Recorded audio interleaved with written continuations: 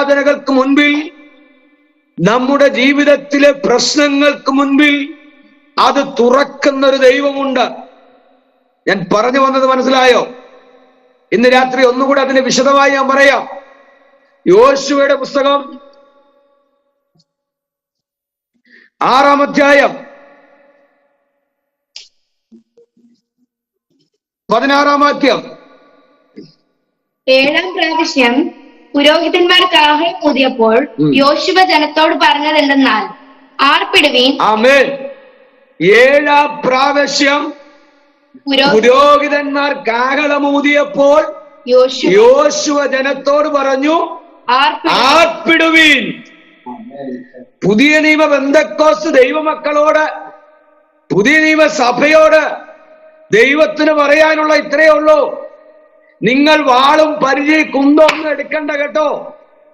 ഓട്ടോമാറ്റിക്കായി നിങ്ങളുടെ മുൻപിൽ തുറക്കാത്തതും ഇടിയാത്തതും നിങ്ങളുടെ മുൻപിൽ വന്മതിൽ പോലെ ഇരിക്കുന്ന സകല വിഷയത്തെയും ആമേൻ ഇന്ന് രാത്രി അതിനെ ഇടിക്കുവാൻ, അതിനെ തുറക്കുവാൻ, അതിനെ മുൻപോട്ട് പോകാതെ തടസ്സം നിൽക്കുന്നതിനെ, തടസ്സങ്ങളെ മാറ്റുവാൻ കഴിയുന്ന ഒരൊറ്റ കാര്യമേ ഉള്ളൂ. അവിടെ കുന്തം വേണ്ട, വാള് വേണ്ട, പരിച വേണ്ട, ബോംബ് വേണ്ട, ആയോധന കല അഭ്യാസിക്കുന്നവർ വേണ്ട.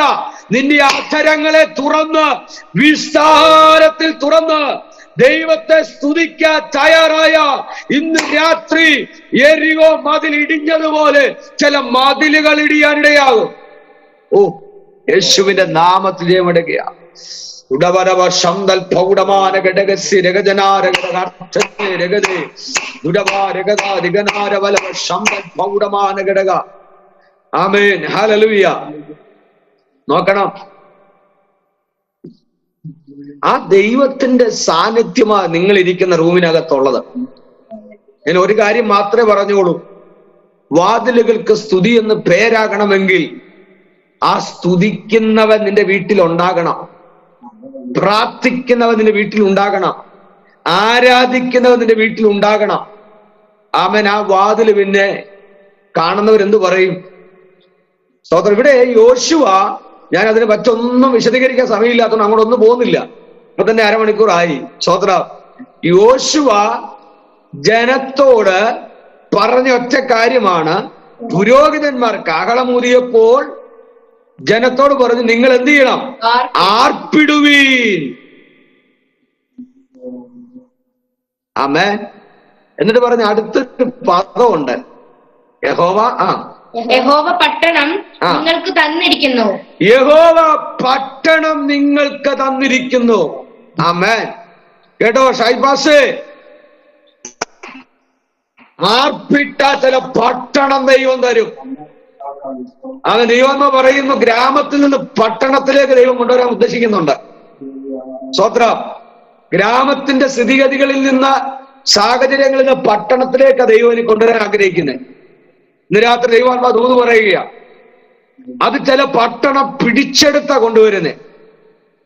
അവൻ ഇന്നലകളിൽ അവൻ ചിന്തിച്ച പോലെയല്ല, വ്യത്യസ്തമായ ഒരു നിലയിലേക്ക്, വ്യത്യസ്തമായ കാഴ്ചപ്പാടിലേക്ക്, ദൈവ പുതിയ ദർശനത്തോടുകൂടെ അടുത്തൊരു സ്റ്റെപ്പ് ഔട്ടിലേക്ക് കാര്യങ്ങൾ മുന്നോട്ട് നീക്കുവാൻ ദൈവത്തിന് പദ്ധതി ഉണ്ടെന്ന് ഇന്ന് രാത്രി പരിശുദ്ധാത്മാ ദൂത് കൈമാറുകയാണ്. യോശുവോട് പറഞ്ഞു, മുൻപിൽ കനാൻ ദേശത്തോട്ട് കടക്കാൻ കഴിയാത്ത വിധത്തിൽ ഉയർന്നു നിൽക്കുന്ന അവൻ എരികോ പട്ടണമുണ്ട്. ആ പട്ടണത്തിനകത്തുള്ള ആളുകളെക്കാൾ ശക്തമായി നിൽക്കുന്നത് പട്ടണത്തിന് പുറത്തുള്ള മതില. ആ മതിലിനെ പറ്റി ഒത്തിരി വിശദമായ ശാസ്ത്രീയ പഠനങ്ങൾ നടത്തിയവർ ചരിത്രാതീതമായി എഴുതി വെച്ചിട്ടുണ്ട്. ചരിത്രത്തിൽ ഇങ്ങനെയാണ് എഴുതിയിരിക്കുന്നതൊക്കെ.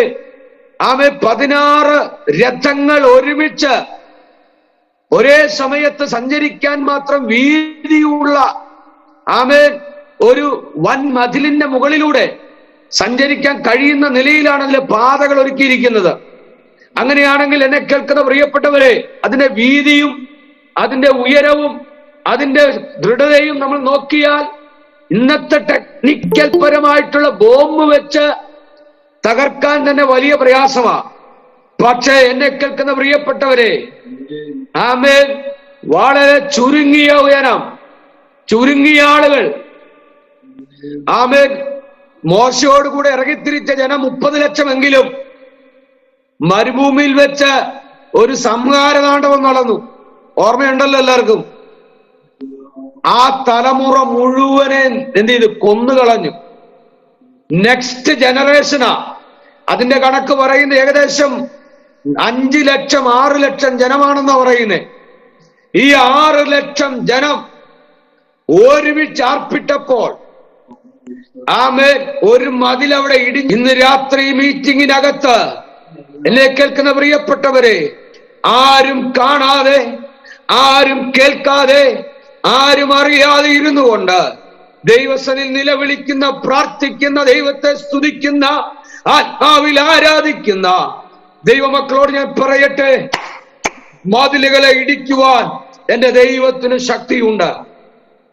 മതിലുകളെ ഇടിക്കുവാൻ ദൈവത്തിന് പദ്ധതിയുണ്ട്. മതിലുകളെ ഇടിക്കുവാൻ ദൈവത്തിന് കഴിയും. കാരണം നിനക്ക് മുൻപുള്ള വാഗ്ദത്ത ദേശത്ത് നിന്നെ എത്തിക്കുവാൻ ദൈവത്തിന് പ്ലാനുണ്ട്. ആമേൻ. ഹല്ലേലൂയ. സ്തോത്രം. എന്നും ദൈവമക്കൾക്ക് പ്രതികൂലം എന്ന് പറയുന്നത് അവരെ വാഗ്ദത്തത്തിൽ എത്തിക്കത്തില്ലെന്നുള്ളതാണ്. ആമേൻ. ദൈവമക്കൾക്ക് പ്രതികൂലം വാഗ്ദത്തത്തിൽ എത്തിക്കാതിരിക്കാൻ പിശാച് എല്ലാ തന്ത്രങ്ങളും മെനയും. ഇതിനകത്ത് മാനസികമായി, ശാരീരികമായി, ആത്മീകമായി എന്ന് വേണ്ട ആമെ കുടുംബത്തിന്റെ അകത്ത് പോലും പ്രതികൂലങ്ങളും പ്രതിസന്ധികളും കൊണ്ടുവന്നിട്ട് വാഗ്ദത്തത്തിൽ എത്തിക്കാത്ത നിലവാരത്തിലേക്ക് പിശാച് വളരെ ശക്തമായി പോരാടും. അതുപോലെയുള്ള പോരാട്ടങ്ങൾ ഇതിനകത്തുണ്ടല്ലേ തങ്കമാൻറ്റി? സ്തോത്രം. അതുപോലെയുള്ള പോരാട്ടങ്ങളുടെ നടുവിലാണ് നിൽക്കുന്നേ. എന്നാൽ ഇന്ന് രാത്രി പരിശുദ്ധാത്മ പറയുന്നു, ഏത് പോരാട്ടത്തെയും അഴിക്കുവാൻ, ഏത് പോരാട്ടത്തെ മറികടക്കുവാൻ പ്രാർത്ഥിക്കുന്ന ഒരു മാതാവ് മതി, പ്രാർത്ഥിക്കുന്ന ഒരുവ മതി. ആമേൻ. ആമേൻ. ഒരു മൊർദെഖായി മതിയെന്നേ. ആരാധിക്കുന്ന ദൈവത്തെ സ്തുതിക്കുന്ന ഒരു മൊർദെഖായി മതി. അത് പറഞ്ഞു വന്നപ്പോ അതിനോട് ചേർത്ത് ഞാൻ ഒരു കാര്യം ഓർമ്മ വന്നോട് പറയും. ഒരു ദേവദാസ കഴിഞ്ഞ ശുശ്രൂഷിച്ചപ്പോ എന്റെ മനസ്സിനകത്ത് നോട്ട് ചെയ്തൊരു കാര്യമാണ്.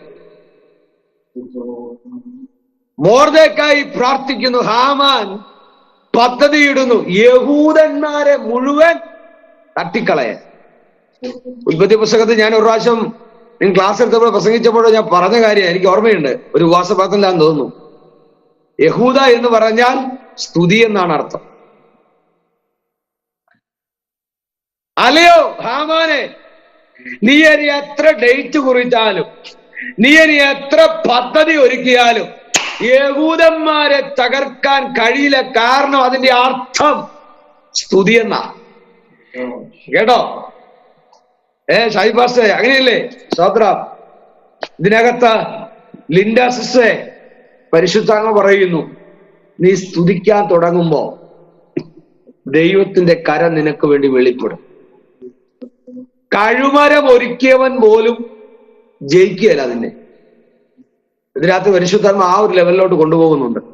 ആമേൻ. യേശുവിന്റെ നാമത്തിൽ ഇന്ന് രാത്രി ദൈവാത്മാവിലെ ഞാൻ ദൂത് പറയണേ, കഴുമരം ഒരുക്കിയിരിക്കുന്നവർ പോലും എന്ന് പറഞ്ഞാൽ നിന്റെ അന്ത്യം കാണാൻ, നിന്റെ അവസാനം കാണാൻ, നീ ശൂന്യമായി തീരുന്നത് കാണാൻ, യേശുവിന്റെ നാമത്തിൽ നിന്റെ ഇല്ലായ്മകളെ കാണാൻ, നിന്റെ നിരാശകളെ കാണാൻ ആമേൻ കാത്തിരിക്കുന്ന ഒരു സമൂഹം നിന്റെ മുൻപിലുണ്ട്.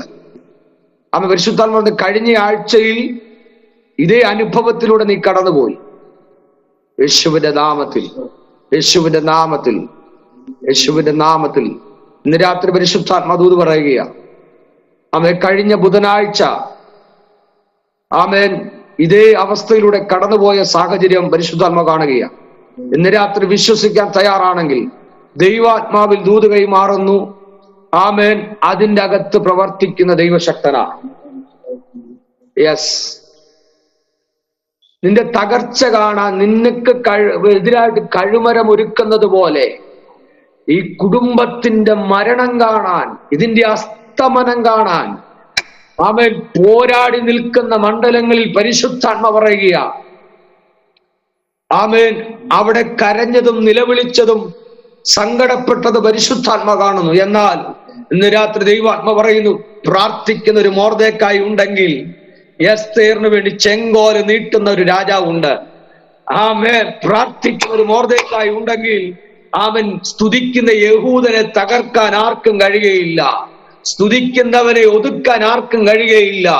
ദൈവാത്മാവിൽ പരിശുദ്ധാത്മ പറയുന്ന ദൂത് ഇന്ന് രാത്രി പരിശുദ്ധാത്മ കൈമാറ്റം ചെയ്യുക. സ്വർഗത്തിനും ഭൂമിക്കും ജനമെല്ലാം ആരാധിച്ചാട്ടെ, ഒരുമിച്ച് ദൈവത്തെ സ്തുതിച്ചാട്ടെ. ഇന്ന് രാത്രി ആ കുടുംബത്തോടുള്ള ബന്ധത്തിൽ പരിശുദ്ധാത്മാവ് ദൂത് കൈമാറ്റം ചെയ്തത് ഒരു വ്യക്തിക്ക് വേണ്ടിയല്ല, ഇതിനകത്തിരിക്കുന്ന ചില വ്യക്തികളെ പരിശുദ്ധാത്മാവ് അവ വിലച്ചുകൊണ്ട് ചില ദൂതുകൾ കൈമാറ്റം ചെയ്യുമ്പോൾ പറയുന്നു, ചെങ്കോൽ നീട്ടിയ ഒരു കർത്താവ് സാന്നിധ്യം, രാജാവിന്റെ മനസ്സിനെ തിരിച്ചുവിട്ട ദൈവ സാന്നിധ്യം ഇന്ന് രാത്രി ഇതിനകത്ത് വ്യാപരിക്കുന്നുണ്ട്. യേശുവിന് അധികാരമുള്ള നാമത്തിൽ ഉടവല വൈഡവരവല ശാന്തരവരവ ആ കുടുംബത്തിന്റെ അകത്തളങ്ങളെ വെല്ലുവിളിച്ചുയരുന്ന സകല വൈശാചിക പാരമ്പര്യ പോരുകളെയും പോരാട്ടങ്ങളെയും അതിന്റെ വേരുകളെയും അതിന്റെ അന്ധകാര ശക്തികളെയും യേശുവിന്റെ നാമത്തിൽ അതിനെ പിടിതറിയുക. ഉടമല ദുരമല ജീവനവ ശാന്തര ജീവല ബഹുളര രഗദ രഗദേ വൈഡേ രീഗ ശാന്തര ബഹുളര അസ്തേ രഗദേ അഥഗേ രഗദേ യേശുവിന്റെ നാമത്തിൽ ഞങ്ങൾ ജയമെടുക്കും. ആമേൻ, സ്തോത്രം. ഇന്ന് രാത്രി ദൈവസഭ പ്രാർത്ഥിക്കാൻ തുടങ്ങിയാൽ മതിലിടിക്കും. ആമേൻ. നിന്റെ മുൻപിലെ മതിലുകളെ ഇടിക്കാൻ ദൈവത്തിന് കഴിയും. സ്തോത്രം. പ്രതികൂലങ്ങളെ മാറ്റാൻ ദൈവത്തിന് കഴിയും. പലപ്പോഴും അപ്രതീക്ഷിതമായിട്ട് പല സാഹചര്യങ്ങൾ വരുന്നത്, മനസ്സൊന്നു പറയും, നമ്മൾ വേറൊന്ന് ചെയ്യും. വേണ്ട വേണ്ട എന്ന് പല പ്രാവശ്യം പറഞ്ഞാലും വീണ്ടും വീണ്ടും നമ്മൾ എന്ത് ചെയ്യും? അത് എന്തേലും ആവട്ടെ എന്ന രീതിയിൽ വീണ്ടും ആവർത്തിക്കും. പക്ഷെ യോശുവ ജനത്തോട് പറഞ്ഞു, ശക്തമായി പറഞ്ഞു, ഇത്രയും ദിവസം കഴിഞ്ഞ 6 ദിവസവും 7-ാം ദിവസം 6 പ്രാവശ്യവും ഇവിടെ സ്വത്രം പുരോഹിതന്മാർ കാഹളമൂതി. എന്നാൽ ഇനി നിങ്ങൾ അങ്ങനെയല്ല, ഇനി എന്ത് ചെയ്യണം? ഇത് അന്ത്യകാല കേട്ടോ, ഒരുമിച്ച് ആർപ്പിടാനുള്ള സമയമാണ്. ഇനി പറഞ്ഞിരിക്കുന്നത് പാസ്റ്റർമാർക്ക് മാത്രമുള്ള പണിയാണെന്നല്ല. ഷൈബാസ് അങ്ങനെയല്ലേ പലപ്പോഴും, ഇത് സാറന്മാർക്കുള്ളതാ അല്ലെങ്കിൽ പാസ്റ്റർമാർക്കുള്ളതാ, അവര് പ്രാർത്ഥിക്കട്ടെ, അവര് ഉപവസിക്കട്ടെ. കാലം മാറി കേട്ടോ. ദൈവസഭ ദൈവമക്കൾ ഉണർന്ന് പ്രാർത്ഥിക്കാൻ ഞാനൊരു കാര്യം ഓർമ്മിപ്പിക്കുന്നു. വചനം പറഞ്ഞതുകൊണ്ട് ഞാൻ പറയുകയാ കേട്ടോ. ഇതിനകത്തിരിക്കുന്ന ദൈവമക്കൾ, ദൈവദിനം പഠിക്കുന്ന സ്റ്റുഡൻസ് ആണ് നിങ്ങൾ നിശ്ചയമായും ആഴ്ചയിൽ ഒരു ദിവസമെങ്കിലും അറ്റ്ലീസ്റ്റ് നിങ്ങൾക്ക് ശാരീരിക ബുദ്ധിമുട്ടുണ്ടെങ്കിൽ ഉച്ചവരെയെങ്കിലും ഈ ബൈബിൾ കോളേജിനായിട്ട്, കർത്താവദാസനായിട്ട്, പഠിപ്പിക്കുന്ന അധ്യാപകർക്കായിട്ട്, ഇതിൽ കടന്നു വന്ന് പഠിക്കുന്ന വിദ്യാർത്ഥികൾക്ക്, നിങ്ങളുടെ കൂട്ടു സഹോദരങ്ങൾക്കായിട്ട് ദൈവസന്നിധിയിൽ ഉപവസിച്ച് കണ്ണുനീരൊഴുക്കി പ്രാർത്ഥിക്കണമെന്ന് ദൈവം ഓർമ്മിപ്പിക്കുക.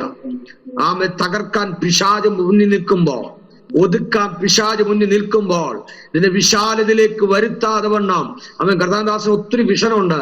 ഭയങ്കര എന്തൊരു എടുത്തിയാട്ടമുള്ള ഒരു ദൈവദാസനാണ്. അവൻ എന്തും അവൻ ചെയ്യുന്നത് വളരെ തീക്ഷ്ണതയോടെ ചെയ്യണമെന്ന് ആഗ്രഹിക്കുന്ന ഒരു അഭിഷക്തനാണ്. അവൻ സ്തോത്രം.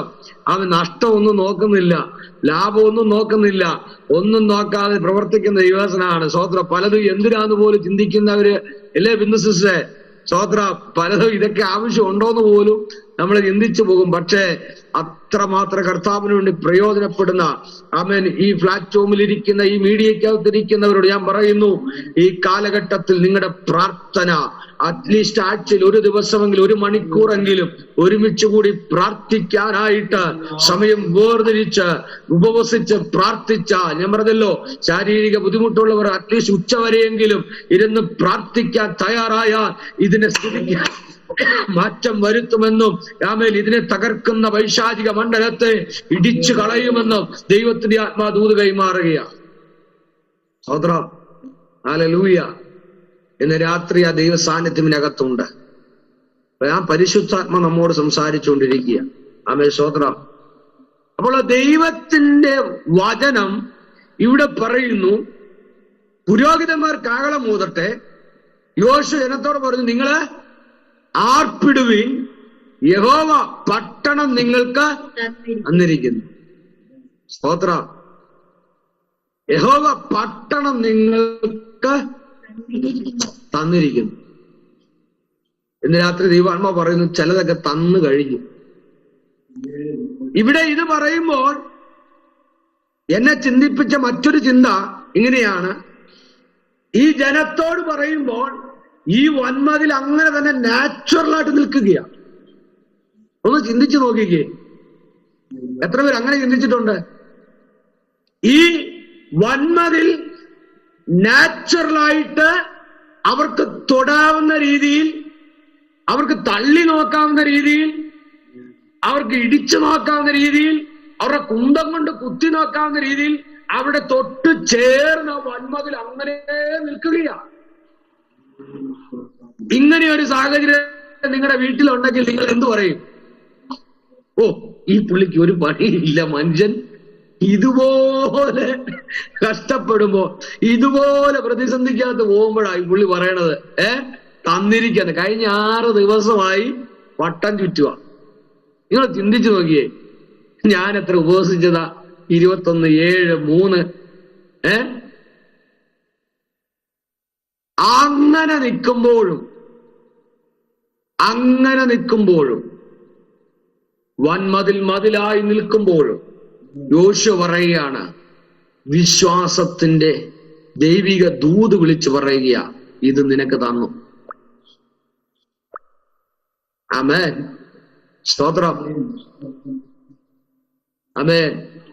എന്നെ കേൾക്കുന്ന പ്രിയ റിച്ചു, ആമേൻ മോനെ, ദൈവത്തിന് ചില പദ്ധതികളുണ്ട് കേട്ടോ. അപ്പൊ നീ കാണുന്നത് എന്താ മുമ്പില്? അസാധ്യമാണ്. there is no chance. ഒരു ചാൻസും ഇല്ല. നോ വേ, ഒരു വഴിയും മുൻപിലില്ല. ഇത് ലാസ്റ്റ് എന്റെ കോളം വരച്ചിട്ടിരിക്കുക അല്ലേ? ഇതിങ്ങനെ ഇനി മുന്നോട്ട് പോയാൽ മതി. അപ്പുറത്തേക്ക് ഒരു സ്റ്റെപ്പ് വെക്കാനുള്ള ഒരു സാധ്യത മുൻപിലില്ല. ഇവിടെ കൊണ്ട് ഇങ്ങനെയൊക്കെ അങ്ങ് അഡ്ജസ്റ്റ് ചെയ്ത് പോകത്തുള്ളൂ. എനിക്കറിയത്തില്ല മോന്റെ സാഹചര്യങ്ങൾ, എനിക്കറിയത്തില്ല. പക്ഷേ അവൻ പ്രിയ ദേവദാസനോട് പരിശുദ്ധാത്മ പറയുന്നു, ഇവിടം കൊണ്ട് അസ്തമിക്കുന്നതല്ല. ഈ മതിലിനപ്പുറത്തൊരു വാക്തത്വം ദൈവം ഒരുക്കിയിട്ടുണ്ട്. ഒരു ദേശം നിങ്ങൾ ചുറ്റി സഞ്ചരിച്ച അവ പിടിച്ചടക്കേണ്ട ഒരു ദേശം ഇതിനപ്പുറത്തുണ്ട്. ഇവിടം കൊണ്ട് വട്ടം കറങ്ങി നിൽക്കേണ്ടതല്ല കേട്ടോ മോനെ. ഇതിനപ്പുറത്തൊരു ദൈവിക വാക്തത്വ ദേശം ദൈവം ഒരുക്കിയിട്ടുണ്ട്. ഞാൻ അമേരിക്കയിലും ഗൾഫിലും പോകുന്ന കഥയല്ല പറയണത്. കുടുംബത്തിന്റെ അകത്ത്, ഭാവിക്കകത്ത് ദൈവം ഒരുക്കുന്ന ചില ദൈവിക വാക്തത്വങ്ങൾ ദൈവം ഒരുക്കിയിട്ടുണ്ട്. ആ ദേശം പിടിച്ചടക്കുന്ന ഒരു ദൈവിക അഭിഷേകം മകന്റെ മേൽ വെളിപ്പെടുമെന്ന് പരിശുദ്ധാത്മ ദൂത് പറയുകയാണ്. യേശുവിന്റെ നാമത്തിൽ എല്ലാവരും സ്തോത്രം ചെയ്ത് പ്രാർത്ഥിച്ചാട്ടെ. ഈ മോന് വേണ്ടി പ്രാർത്ഥിച്ചാട്ടെ. പരിശുദ്ധാത്മ അങ്ങനെ തന്നെ എന്നോട് വീണ്ടും വീണ്ടും ആവർത്തിച്ച് പറയുക. ഒരു മതിലിന്മേൽ ഇടിച്ചു നിൽക്കുന്നത് പോലെ സ്തോത്രം അങ്ങനെ ഇടിച്ചു നിൽക്കുകയാ. എനിക്ക് കുത്തി നോക്കിയിട്ടും കാര്യമില്ല, ഇടിച്ചു നോക്കിയിട്ടും കാര്യമില്ല. ഞാൻ കഴിഞ്ഞ 6 വർഷമായി ഈ വിഷയത്തിന്റെ അകത്ത് കിടന്ന് വട്ടം കറങ്ങുകയാ. 6 വർഷമായി. അങ്ങനെ തന്നെ പരിശുദ്ധാത്മ പറയുന്നു. 6 വർഷമായിട്ട് എങ്ങനെ വട്ടം കറങ്ങിയിട്ടും പിന്നും എന്ത് ചെയ്യവിടെ പഴയ അവസ്ഥയിൽ തന്നെ വന്ന് നിൽക്കുകയാ. സ്തോത്രം. 6 വർഷത്തോളമായിട്ട് എങ്ങനെ കറങ്ങിയാലും വീണ്ടും അവിടെ വന്നിങ്ങനെ ആ പോയിന്റിൽ തന്നെ വന്ന് നിൽക്കുകയാ. എന്നാൽ പരിശുദ്ധാത്മ പറയുന്നു, ഇന്ന് രാത്രി അതിന്റെ കെട്ടുകളെ അഴിക്കുവാൻ ദൈവത്തിന് പദ്ധതിയുണ്ട്. ദൈവത്തിന്റെ വചനം എന്ന് പറയുന്നത് അടുത്തിരുന്ന് തലയെ കൈവച്ച് കുലിക്കുക മാത്രമൊന്നും അല്ല കേട്ടോ. ഈ ഓൺലൈനിലൂടെ ചെവി കൊണ്ട് കേൾക്കുന്ന വചനത്തിന്റെ ശക്തി ഇന്ന് രാത്രി നിങ്ങളുടെ കുടുംബത്തിന്റെ അകത്ത് വെളിപ്പെടുത്തുമെന്ന് ദൈവാത്മാവ് ശക്തമായ ദൂത് കൈമാറുകയാ. ആ കുടുംബത്തിന്റെ അകത്തളങ്ങൾ ആ ദൈവിക ദൂത് കൈമാറ്റം ചെയ്യുമ്പോൾ അവൻ അടുത്ത തലത്തിലേക്ക് സ്റ്റെപ്പുകൾ എടുത്തു വെക്കത്തക്ക നിലയിൽ ദൈവപ്രവൃത്തി വെളിപ്പെടുന്ന ഈ വചനത്തിന്റെ വെളിച്ചത്തിൽ അവൻ ദൈവത്തിന്റെ ദൂത് അവൻ യോശുവ അവൻ ജനത്തോട് കൈമാറ്റം ചെയ്യുകയാ. കഴിഞ്ഞ 6 ദിവസം പുരോഹിതന്മാർ കാഹളം ഊതിയിട്ട് ഒന്നും നടന്നില്ല. 7-ാം ദിവസം 6 പ്രാവശ്യം നടന്നിട്ട് ഒന്നും നടന്നില്ല. എന്നാൽ 7-ാം പ്രാവശ്യത്തിലേക്ക് വരുമ്പോൾ ആമേൻ ഹല്ലേലൂയ പരിശുദ്ധാത്മാവ് വളരെ വ്യക്തമായി പറയുക, ഒരുമിച്ച് ആർപ്പിട് നിങ്ങളുടെ കയ്യിൽ തന്നിരിക്കുന്നു. അത്ര ക്ഷീണിച്ചിരിക്കുന്ന മടുത്തിരിക്കുന്ന വ്യക്തികളോട് ദൂത് കൈമാറുന്നത്. എന്താ പറഞ്ഞേ? റൈസ് അപ്പ്, ആമേൻ, എഴുന്നേൽക്കുക, ശബ്ദമുയർത്തുക, ആമേൻ, കാഹളമൂതുമ്പോൾ ജനം ഒരുമിച്ച് ആർപ്പിടുക.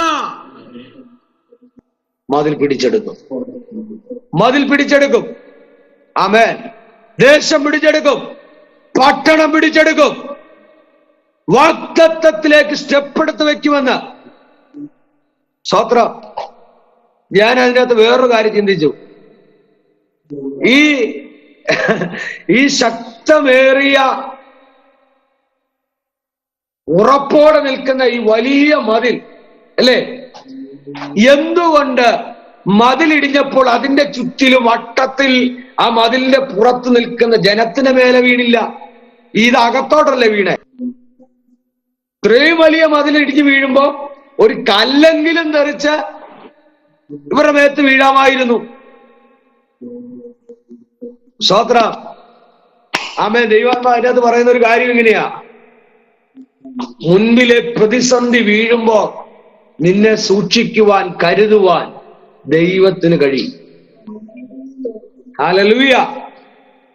മതില് വീഴുമ്പോൾ നിന്നെ സംരക്ഷിക്കുന്ന ഒരു ദൈവം കൂടെ ഉണ്ടെന്ന്, കരുതുന്ന ഒരു ദൈവം കൂടെയുണ്ട്. അവിടെ ഒരു കൊച്ചു കുട്ടിയുടെ മേലെ പോലൊരു കല്ല് വീണു മരിച്ചുപോയെന്ന് പറഞ്ഞിട്ടില്ല. ആ മതില് പട്ടണത്തിനകത്തേക്കാ വീണേ അല്ലേ? ഓ, ആ പരിശുദ്ധാത്മാവ് അവിടെ എത്ര കൃത്യമായിട്ട് കൈകാര്യം ചെയ്തു. കൃത്യമായിട്ട് ആ വെളിപ്പാട് അവിടെ വിവേചിച്ചു, കൃത്യമായിട്ട് ജനത്തോട് പറഞ്ഞു. സ്തോത്രം. ഇവിടെയൊക്കെ കൃത്യമായി ദൈവത്തിന്റെ നമ്മോടുള്ള ദൈവിക കരുതൽ അത് വ്യക്തമായി വെളിപ്പെടുത്തുന്നതാ. സ്തോത്രം. ഇത് തന്നെയല്ലേ പുതിയ നിയമത്തിലേക്ക് വരുമ്പോ? പഴയ നിയമത്തിൽ ഞാൻ ഓർമ്മിച്ചു, ദൈവത്തെ സ്തുതിക്കുന്നവന്റെ ഒരു തരത്തിലും അവരെ ഒതുക്കാൻ കഴിഞ്ഞില്ല. പുതിയ നിയമത്തിലേക്ക് വരുമ്പോൾ നമുക്ക് വേഗത്തിലൊന്ന് വായിക്കാം. അപ്പോസ്തലപ്രവൃത്തി 12-ാം അധ്യായം. സ്തോത്രം.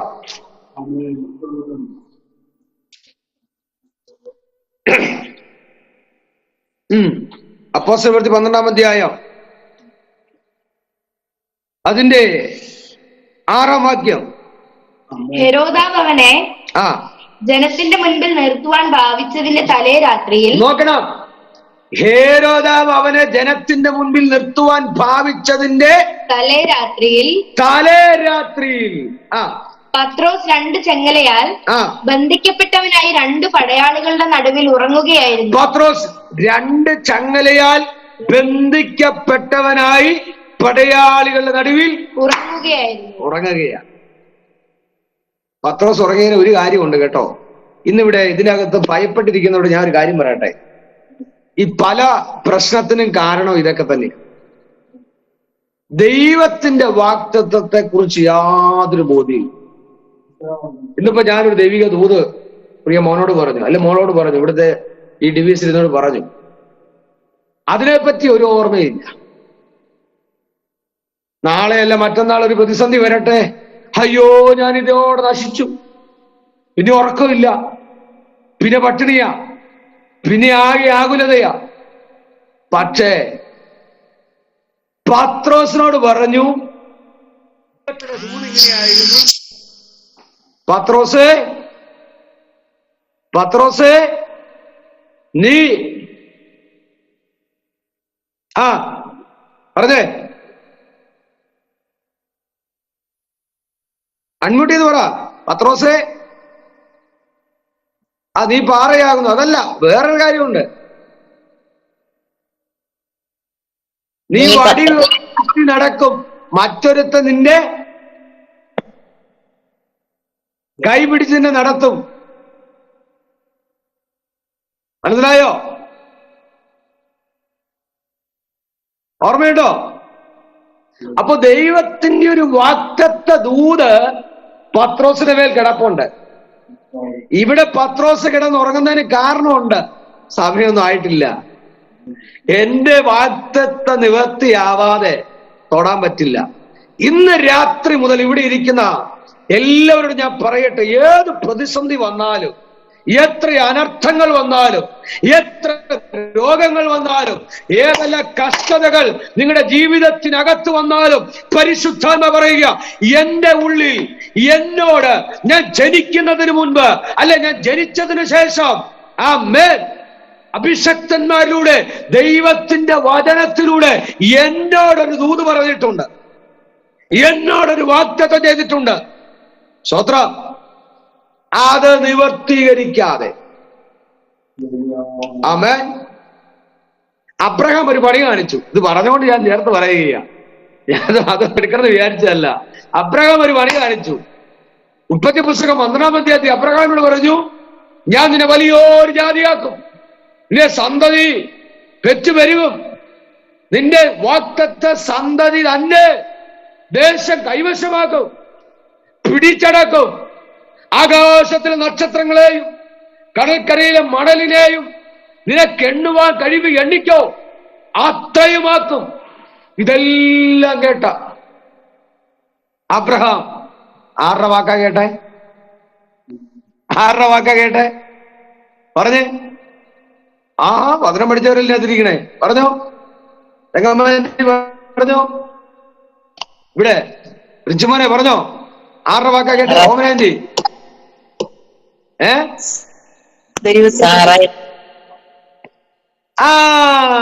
സ്വത്രം. ഓമനാന്റി പറഞ്ഞു സാറയുടെ വാക്കാ കേട്ടെ. ആണോ? എനിക്ക് വയസ്സ് എത്രയായി, എന്റെ മോനെ എന്നെ കൊണ്ടൊന്നും സാധിക്കത്തില്ല, ഇനി നിങ്ങൾ പറയണ പോലെ ഒന്നല്ല കാര്യങ്ങള്, ഇതൊന്നും നടക്കുന്ന കാര്യമല്ല, ഇതൊന്നും നടക്കത്തുമില്ല എന്നൊക്കെ പറഞ്ഞ് അങ്ങോട്ട് എന്ത് ചെയ്തു? സാറ എന്ന് അബ്രഹാമിനോട് പറഞ്ഞ് എന്ത് ചെയ്തു? അങ്ങ് എരികേറ്റി. എന്തേലും ആവട്ടെ, എന്തായാലും ഇത്രയും സ്വത്തും പണമൊക്കെ ഉള്ളതല്ലേ, ഇത്രയും സമ്പത്തൊക്കെ ഉള്ളത്, ആരെങ്കിലുമൊക്കെ ഇതൊന്ന് അനുഭവിക്കേണ്ടത് പറഞ്ഞ് എന്റെ ചോരയാണല്ലോ എന്തായാലും, ഭാര്യ വേറെ ആയാലും എന്നൊക്കെ പറഞ്ഞ് ദാസിയെ എടുത്ത് എന്ത് ചെയ്തു? പരിഗ്രഹിച്ച് ഒരു ഇസ്മായിൽ ഉണ്ടായി. പക്ഷെ ദൈവം പറഞ്ഞ എന്താണ്? ദൈവം പറഞ്ഞ എന്താ? നിന്റെ വാഗ്ദത്ത സന്തതി, ആമേൻ, നിന്റെ ഭാര്യയാകുന്ന സാറയും. അങ്ങനെയല്ലേ പറഞ്ഞിരിക്കുന്നേ? അതിന് പിന്നീടുള്ള അധ്യായങ്ങൾ വായിക്കും. 15-ാം അധ്യായം 17-ാം അധ്യായം ഒന്ന് വായിച്ചു നോക്കണം. നിന്റെ ഭാര്യയാകുന്ന സാറയിൽ.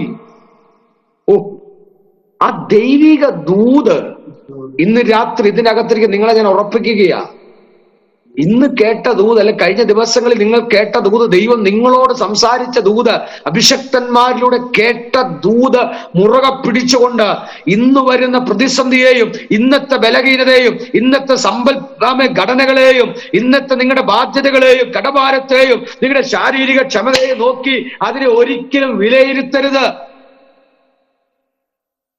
ഒന്ന് വായിച്ചേ, ഉൽപ്പത്തി പുസ്തകം 21-ാം അധ്യായം 1-2 വാക്യം. അനന്തരം യഹോവ താൻ അരുളി ചെയ്തിരുന്നത് പോലെ തന്നെ സാറായെ സന്ദർശിച്ചു. താൻ വാഗ്ദത്തം ചെയ്തിരുന്നത് യഹോവ സാറയ്ക്ക് നിവർത്തിച്ചു കൊടുത്തു. Am I right? ശരിയാണോ സെബിനെ? ദിവാസിനെ ശരിയാണോ? വാഗ്ദത്തം ചെയ്തത് സാറയ്ക്ക് നിവർത്തിക്കുമെന്നേ എന്തിനാ പരാജയപ്പെടുന്നത്? പ്രൊഫസേ, എന്തിനാ വിഷമിക്കുന്നേ? എന്തിനാ ഭാരപ്പെടുന്നേ? ആമേൻ, സ്തോത്രം. ഇന്ന് രാത്രി പരിശുദ്ധാത്മ പറയുക, സാഹചര്യങ്ങളെ നോക്കി പകച്ചു നിൽക്കണ്ട. ആമേൻ, വാഗ്ദത്തം ചെയ്ത ദൈവം അത് നിവർത്തിക്കും. ഹല്ലേലൂയ, യേശുവിന്റെ നാമത്തിൽ. ഇനി സാറയ്ക്ക് വാഗ്ദത്തം ചെയ്തു, അബ്രഹാമിന് കൊടുത്തെന്നറിയാം. അടുത്ത വായിച്ചതിനായിട്ട് അബ്രഹാമിന്റെ വാർദ്ധക്യത്തിൽ ദൈവം അവനോട് അരുളി ചെയ്തിരുന്ന അവധി. സാറയ്ക്ക് വാഗ്ദത്തം, അബ്രഹാമിന് അവധി. ആമേൻ.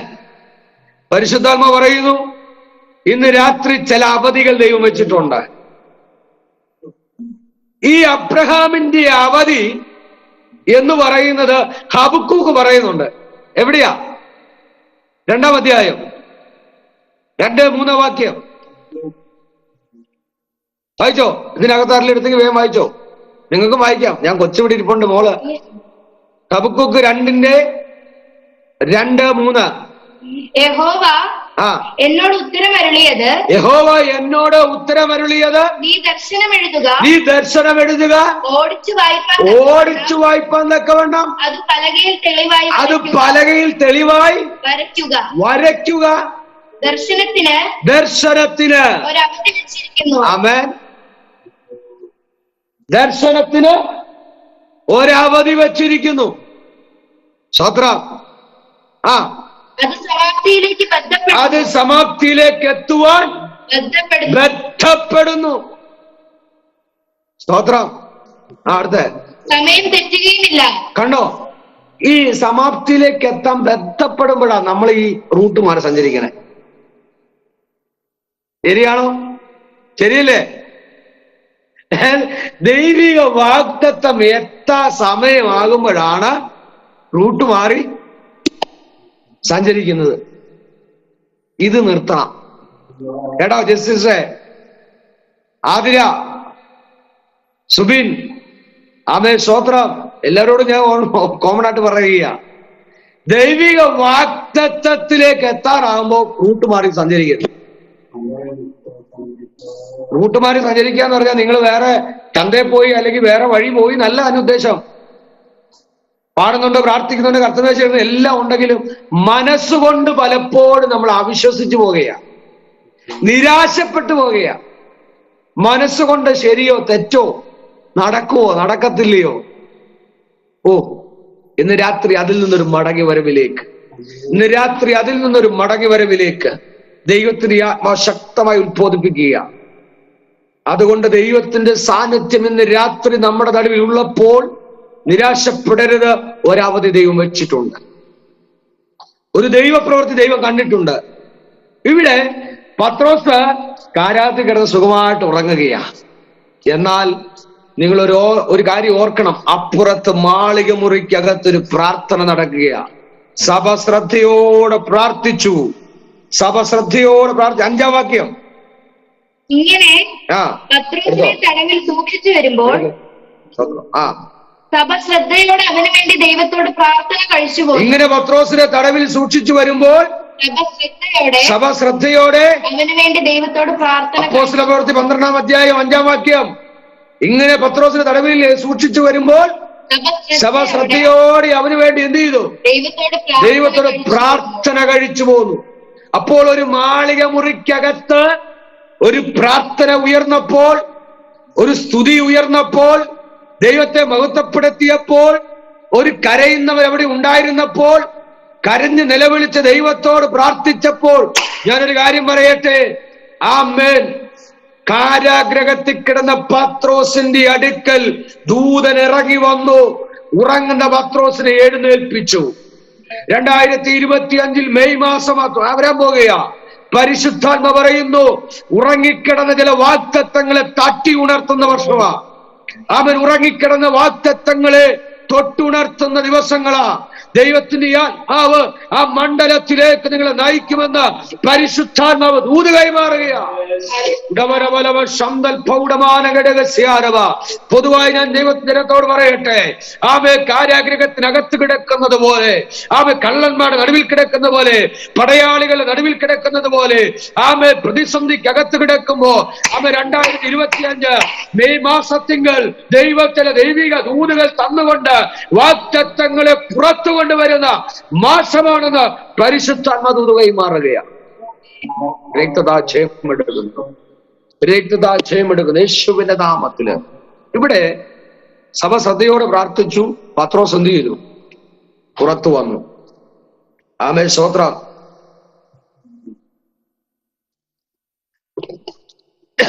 16-ാം അധ്യായത്തിലേക്ക് വരുമ്പോ ഒരു കാര്യം കൂടെ ഓർമ്മിപ്പിക്കട്ടെ. സ്തുതിക്കുന്നതിന്റെ പ്രത്യേകത അറിയണമല്ലോ, അല്ലേ? കേട്ടോ ജോബി സഹോദര, ദേവാസനെ സ്തുതിക്കുന്നതിന്റെ പ്രത്യേകത. 25-ാം വാക്യം 24 വായിച്ചോ. 24 ജോഫിനെ വായിക്കും. ഇവിടെ വായിക്കും. 16-24 ഉറക്കെ വായിക്കും. 16-24. സ്തോത്രം. മോന് വായിക്കണമെന്ന് ഭയങ്കര ആഗ്രഹം. വായിക്കേ. എന്ന് 24 വായിക്കേ. അവൻ ഇങ്ങനെയുള്ള കൽപ്പന കിട്ടുകയാൽ അവരെ അകത്തെ തടവിലാക്കി അവരുടെ കാലാമത്തിലിട്ട് പൂട്ടി. അർദ്ധരാത്രിക്ക് പൗലോസും ശീലാസും പ്രാർത്ഥിച്ച് ദൈവത്തെ പാടി സ്തുതിച്ചു. അവർ കൽപ്പന കിട്ടുകയാൽ അവരെ അകത്തെ തടവിലാക്കി. എന്നെ ചിന്തിപ്പിച്ചതാ. സാധാരണ കള്ളന്മാരെ പുറത്ത് ഏതെങ്കിലുമൊക്കെ റൂമിനകത്ത് ഇടുന്നെങ്കിൽ, അല്ലെങ്കിൽ ഫ്രണ്ടിൽ ചെന്ന് കേറുമ്പോ തന്നെയുള്ള ഏതെങ്കിലും റൂമിലിടുന്നെങ്കിൽ, ഇവിടെ വായിക്കുന്ന എങ്ങനെയാണ്? അവരെ അകത്തെ തടവിലാക്കി. അകത്തെ തടവിൽ. സ്തോത്രം. ഇന്ന് രാത്രി അകത്തെ തടവിലാക്കിയാലും നിന്റെ ആരാധനയിൽ പുറത്തെ ഡോറ് തുറക്കും. ആമേൻ. പൗലോസും ശീലാസും ദൈവത്തെ പാടി ആരാധിക്കാൻ തുടങ്ങിയപ്പോൾ, ആമേൻ, അവിടെ വായിക്കുന്നത് എങ്ങനെയാണ്? ഉടനെ പെട്ടെന്ന് വലിയൊരു ഭൂകമ്പം ഉണ്ടായി.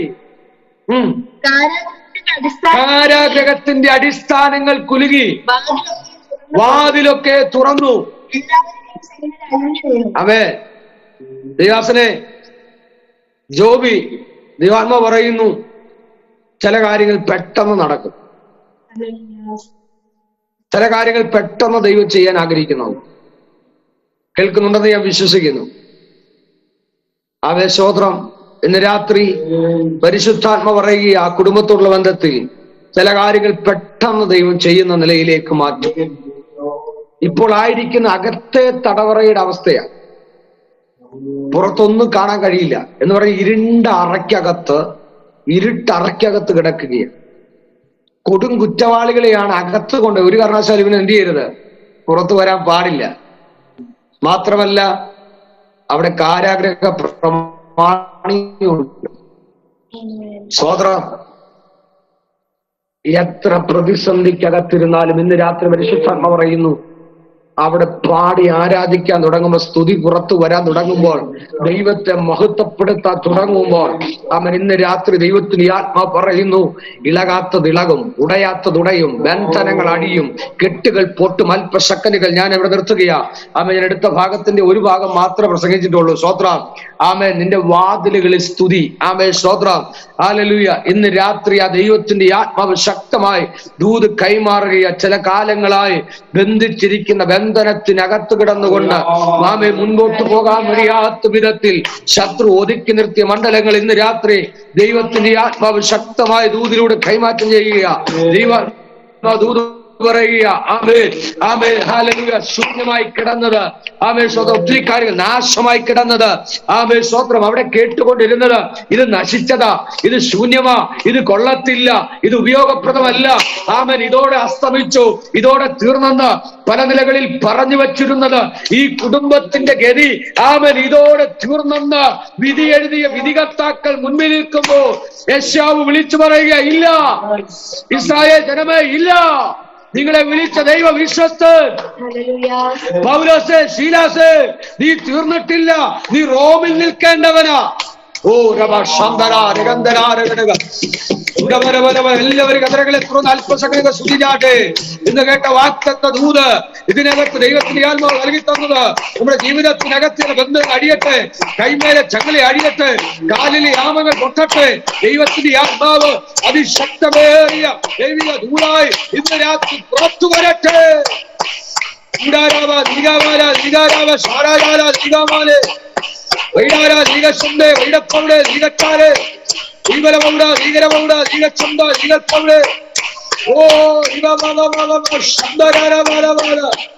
യേശുവിന്റെ നാമത്തിൽ ഇന്ന് രാത്രി പരിശുദ്ധാത്മാവ് ഈ ഡിവിസിലിരിക്കുന്നവരോട് പരിശുദ്ധ ശക്തമായി പറയുന്നു. പൗലോസും ശീലാസും പുറത്തു വന്നെന്ന് മാത്രമല്ല, അതിനെ ഇളക്കിയെന്ന് മാത്രമല്ല, ഡോർ തുറന്നെന്ന് മാത്രമല്ല, സ്തുതിക്ക് അപ്പുറത്ത് മറ്റൊരു കാര്യം കൂടെ പുറത്തു വന്നു. ഒരു കുടുംബം രക്ഷിക്കപ്പെട്ടു.